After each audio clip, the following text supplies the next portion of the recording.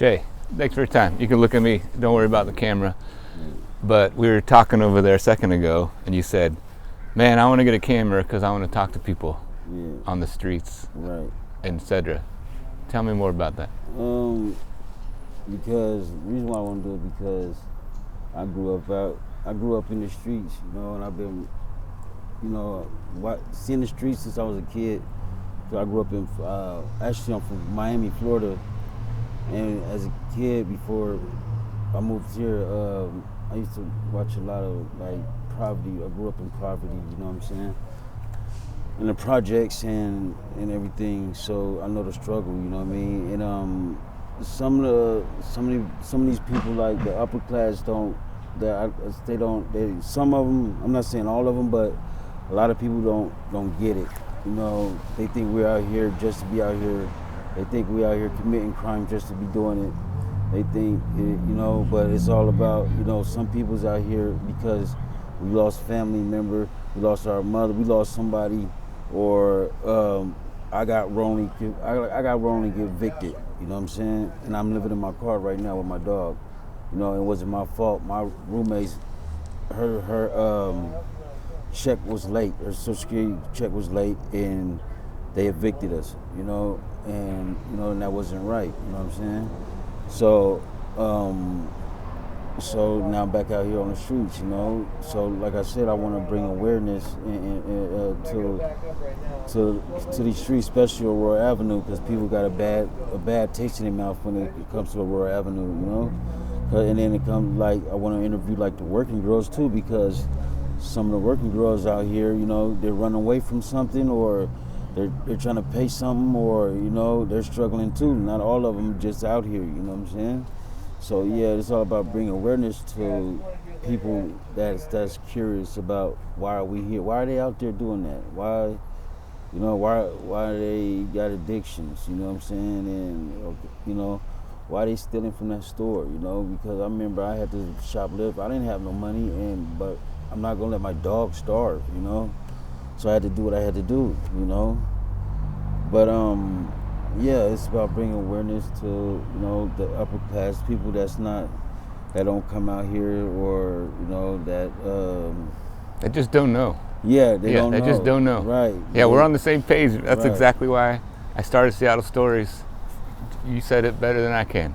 Oh, thank you, man. But, yeah, man. And like I said, man, because I like to do music. I like, write my music, and but it's hard for me to do that, you know what I'm saying? Because I'm out here, and then I try to think about stuff to write. I wrote a couple things, you know what I'm saying, but I'm not focused, you know what I'm saying?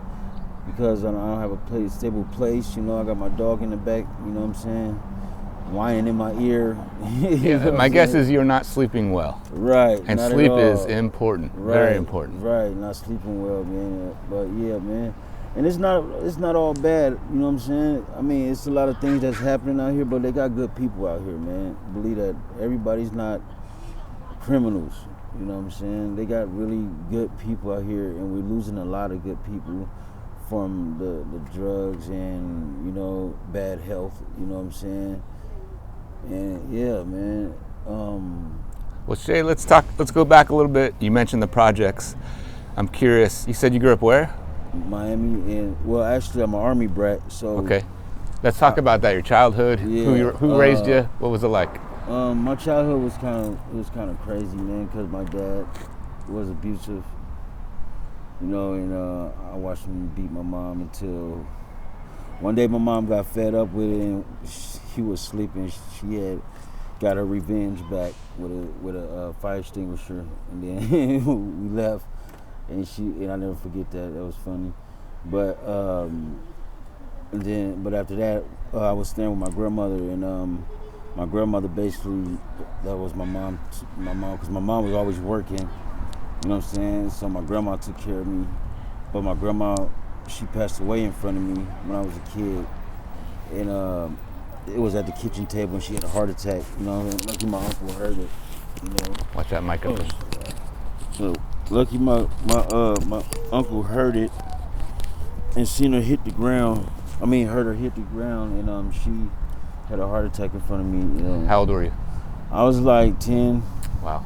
you know, and Old enough to really remember. right, and I never forget it. You know, I still kind of mourn about it. You know what I'm saying? Because I want my grandma back. But yeah, so my mom, she kind of got mental health with being in the Army, Desert Storm, and so she got a little bit of OCD and paranoia. So we would move, you know, from place to place a lot. So I lived in North Carolina, Mississippi, Miami, North Carolina, and Milwaukee, and then we moved. This was the last place. So when I moved, because we usually go back to Miami, you know, to go see my family go, and then we moved somewhere else. But this time I never went back, and I started getting so when I started going to school here, but I was lonely. How old were you?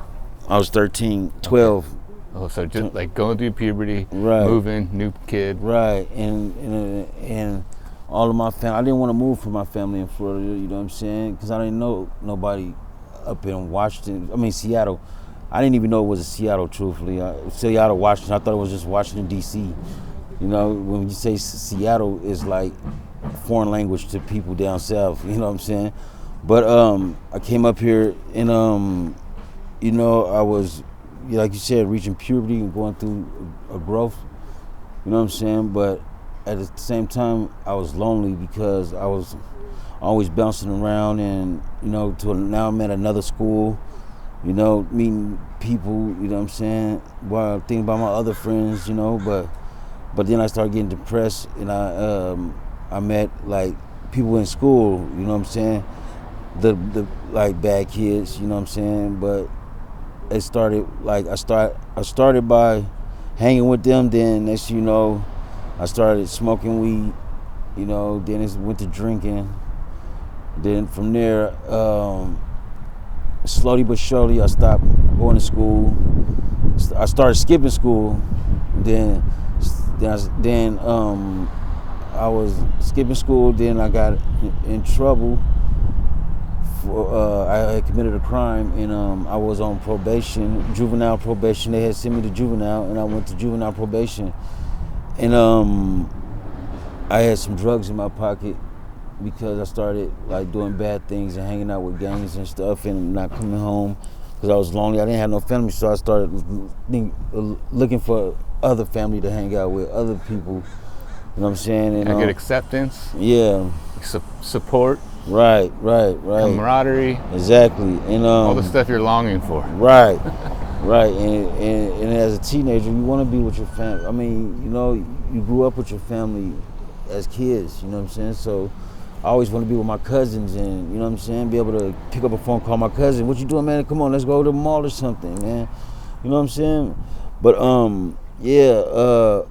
I ended up on probation and the probation officer came to my school and they wanted to check up on me, and I had some drugs in my pocket, you know, and they patted me down and found the drugs. They took me to juvenile. From there, I get out of juvenile, they expelled me from school, and I just never went back to school, you know, and then ever since then I've been off and on the streets, you know what I'm saying, and since you were like, what, 15 or something? 13. 13, yeah. On and off in the streets since 13? Yeah. And you just said you were 42? Yeah. It's a long time, man. Right. Yes, it is. And, yeah. And so then I went full-fledged not going home now, you know what I'm saying? So then I'm standing with my acquaintance, what do you say, a gang family, you know what I'm saying? Staying with them, you know what I'm saying? And your mom, she already went back to Florida? No. She's still here? She stayed for a while, but she's looking for me and stuff. And you didn't want to go back home? No. Gotcha. No, I wanted to go back to Miami, but she wouldn't let me go back because she thinks, well, it's real violent in Miami too. Gotcha. You know what I'm saying? Gotcha. You know, but I feel in my heart that I would have did something in my life better if I was back there with my, you know what I'm saying? Gotcha. I wouldn't I know for a fact I wouldn't have. Different path. Right, chose this path of life, you know what I'm saying? Well, look, so I guess my question is, how come you didn't move back in with your mom? Was that an option? I did. Okay. I did it Gotcha. after I moved back with her when I was left 13. I moved back with her when I was like 15. 15, she had moved to Linwood, because we were staying in Tequila and White Center. So we moved to Linwood, and I had got out of juvenile prison for what was that? Stolen car, and so I went back home, talked to my mom, she gave me the scolding, but then again, I still had an addiction, you know what I'm saying, but then again, I was missing the streets, so I stayed home, but then again, I still go dip over there to Peck Highway and go hang out and run the streets and do whatever, but I still started doing. I was keep doing bad things and in and out of juvenile. Then caught a case when I was 17. And then I got out of juvenile, and the next day caught another case. So they sent me to they declined on me and sent me to King County Jail at 17. I turned 18 in King County Jail. Wow. And I did a year for that crime, and got out. And then that's when I started doing. When I got out, that's when the hard drugs. I was like 18. Yeah, I turned 18 year. I was 19. And I started doing hard drugs, and that's when I tried crack for the first time. One day I got out and I was drunk. Just going through something with my girlfriend or something, you know what I'm saying? And I was already drunk, and I was like, man, what's that like? You know what I'm saying? Just curious mind, you know what I'm saying? But some people have addictive mentalities and some people don't. My mind's addictive, and I didn't know it. Like, now that I'm older, I get it. But back then, I didn't get it, you know what I'm saying? So, but as soon as I tried it, it was gone. I was off to a whole nother level, you know what I'm saying?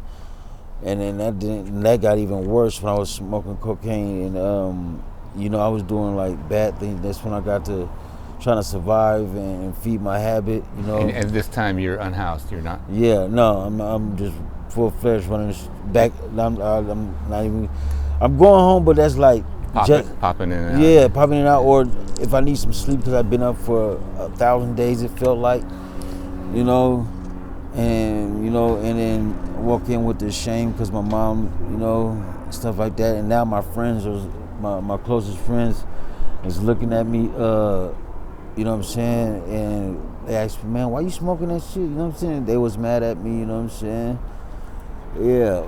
And that's just part of the cycle. Right, part of the cycle. Part of the you know cycle, what I'm saying? Yep. So anyway, I doing crimes, and so that sent me to the penitentiary. You know what I'm saying? So I went from the jails to the penitentiary. You know what I'm saying? And when I went to the penitentiary,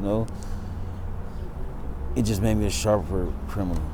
You know what I'm saying, at the time. You know what I'm saying? Tell me more about that. That's an interesting thing to say. It made me, because the things I didn't know about certain things in criminal activity, because I was still young, you know what I'm saying? And I wanted to, okay, because like I said, I couldn't call my cousins or nothing, you know what I'm saying? So I called the wrong crowd, you know what I mean? But like I said, I learned about certain crimes that, you know what I'm saying? That a different way how to steal a car, you know what I'm saying? So like you were learned and were taught methods, like you said, sharper ways to, I don't know, do crime, I guess. Yeah, right. In a nutshell. Right. In prison. In prison, you know what I'm saying? And got out of just in and out of prison and in and out of jails and stuff. And it's been like that for like years, and but the past 4 years, past 5 years I've been good. I quit drinking. I'm not gonna say I'm an angel or anything, but now as I get older, you know what I'm saying, I calm down big time, you know what I'm saying? And then I don't smoke crack no more. I haven't did that in 5-6 years, but it's the fentanyl now is, ever since the pandemic, you know what I'm saying, it's been killing a lot of my friends. You know what I'm saying? And yeah, and the drug, yeah, that's it. Just man, it's crazy, man. After the pandemic, man, it's like, man, the world got weird. You know what I'm saying? There's some weird stuff going on. You know what I'm saying? Because it never was like this. You know what I'm saying? Even if people ain't OD and people are still dying at a high rate right now for bad health. You know what I'm saying? And it's crazy, man. So now it's like when I don't get high, I get well. You know what I'm saying? So what does that mean? Okay, so when you don't get high, you know what I'm saying, you get well, you try to, because you'll get sick. You know, if I don't get high, if I don't smoke my what I have, I'll get sick. You know what I'm saying? And you don't want that. You know what I'm saying? Because then it hurts. You know what I'm saying? Then you go through withdrawals. You know what I'm saying? And that's why we try to get what we need to stay well. You know what I'm saying? Just to kind of, not even, like you said, not get high, but just to stay in your own skin. Yeah. Just kind of like at a baseline, stabilized. So you won't go nuts. Yes. Go crazy or whatever, and you know what I mean, and do drastic measures, things that you know what I'm saying, defeat your addiction. Yeah, you know what I'm saying? Right. But like I said, I have like friends with different stories, you know, and I lost a lot of people, you know what I'm saying, in the streets, and I've seen a lot of things. But I have kids now, you know what I'm saying, and how many? I have 2 girls, 1 boy. My oldest is 21, you know, and I have a son, my youngest, you know what I'm saying, and you know, right now, you know, I'm about to try this Diberol. I think that's called Diberol, the shot that because I tried methadone, I tried Suboxone, you know what I'm saying, it didn't work for me. After a while, I'm not gonna lie, the Suboxone helped at one point in time, but I ended up relapsing. Methadone helped at one point in time, but it seemed like every day, I hate to be showing up at I feel like a lab rat, showing up every day, standing in line. I feel like the government is doing something, you know what I'm saying, and feeding us. It helps. I mean, it's different stuff for different folks, but I was getting more high. On methadone? At the methadone, and then I was using it at the same time. Oh, gotcha. You feel what I'm saying? And I was trying to, you know what I'm saying? It just didn't work with me, you know what I'm saying? So. And at this time, you're unhoused, trying to get sober, get clean. Exactly. Which sounds incredibly tough. Yeah, it is. And I'm in and out of motels. You know, and who's your support system in that? If any. I have a girlfriend, and she helped me. That's who helped me. Like, she wanted me to get off the crack. That's who helped me basically, like, get off the hard stuff, the crack stuff, and you know what I'm saying, and my drinking. You know what I'm saying. She's my support, but she uses meth though. But my real support is my mom. My mom moved back. She moved again to Oklahoma City with my sister. Saying I stayed up here because I was on DOC. I couldn't go nowhere, so I got stuck up here. And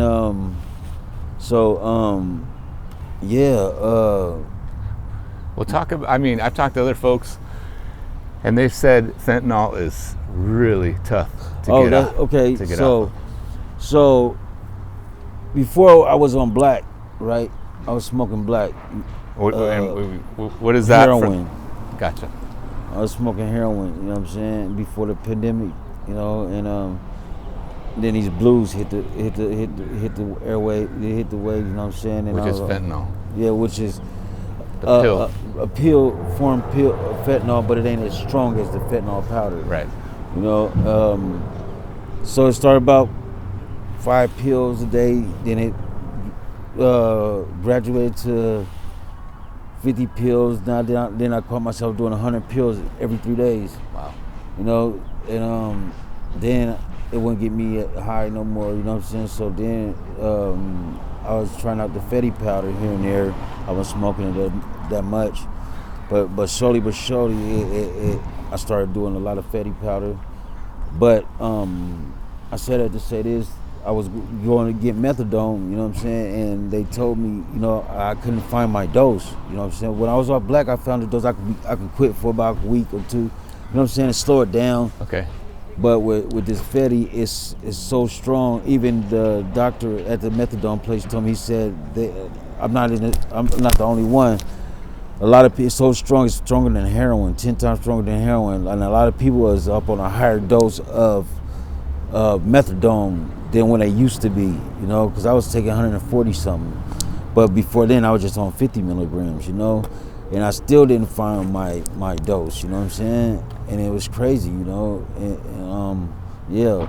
But I have heard about the shot, and I heard good reviews about this shot, so I'm gonna go with that route this time, you know, because I'm tired, and you know, and I still have a dream that I want to follow. And Tell me about that.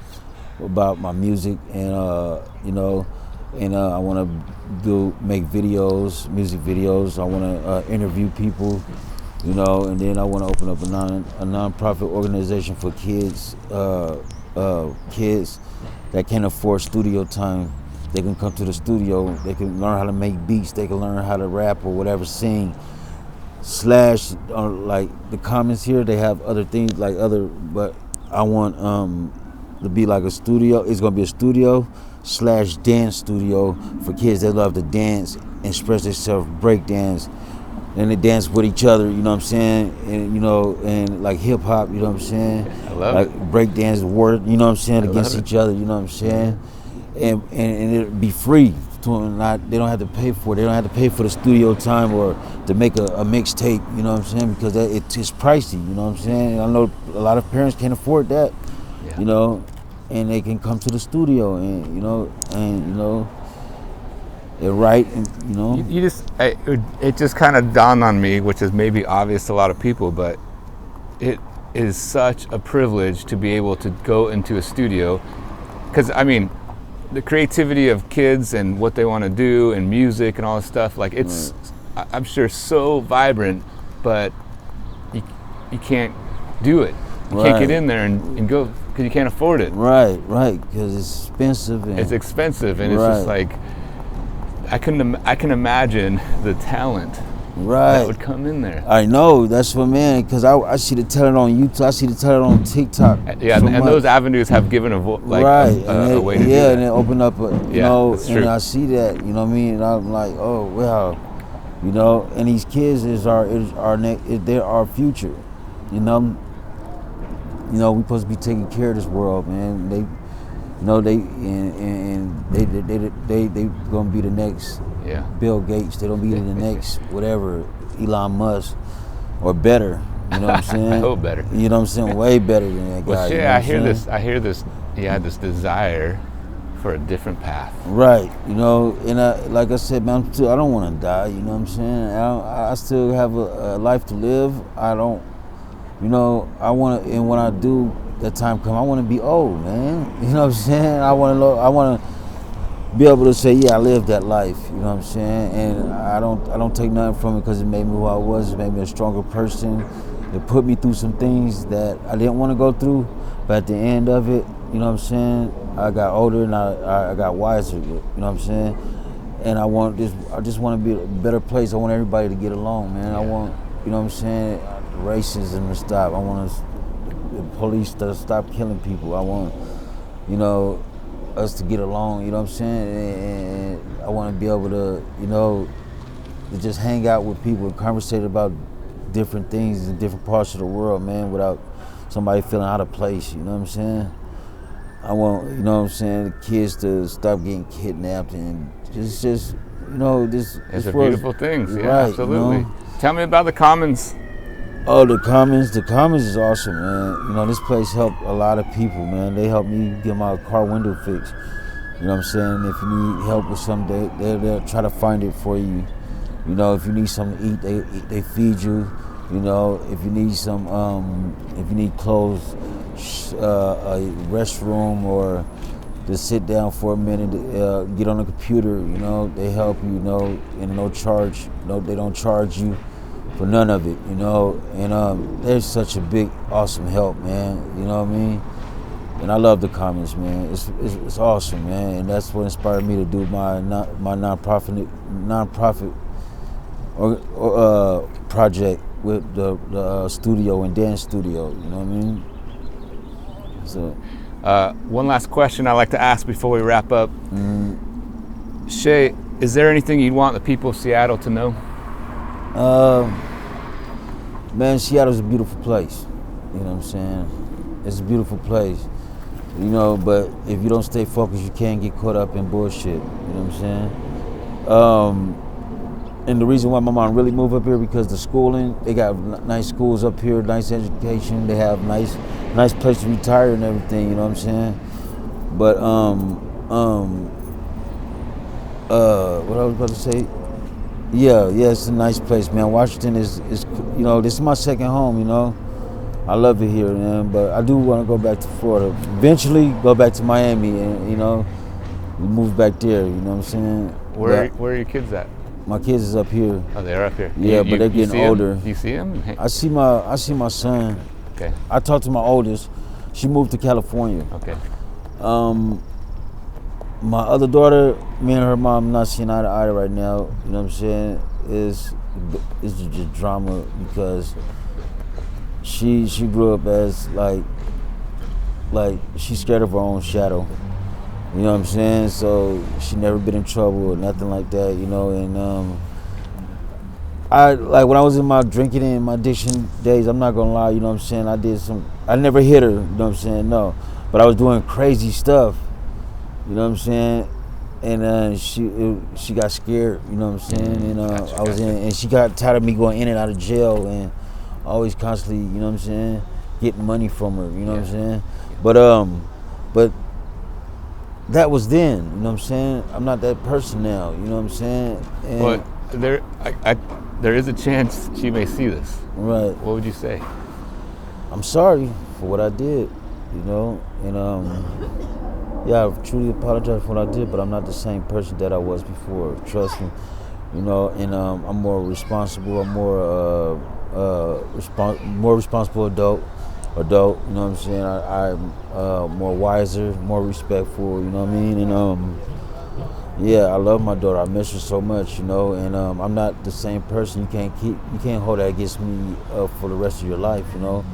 And the thing is, I pay they want me to pay this child support. I don't have the money to pay child support, and plus, why would I pay child support and you won't let me see my kid? It doesn't make sense to me, you know what I'm saying? But one day she'll what's in the dark come to the light because my daughter will know that it wasn't all my fault. You know what I'm saying? I just want to know that it wasn't all my fault. You know what I'm saying? Her mom has some percentage in this too. You know what I'm saying? That, you know, I even asked her, hey, can I see my daughter before they changed her phone number and stuff like that? No, you can't see her.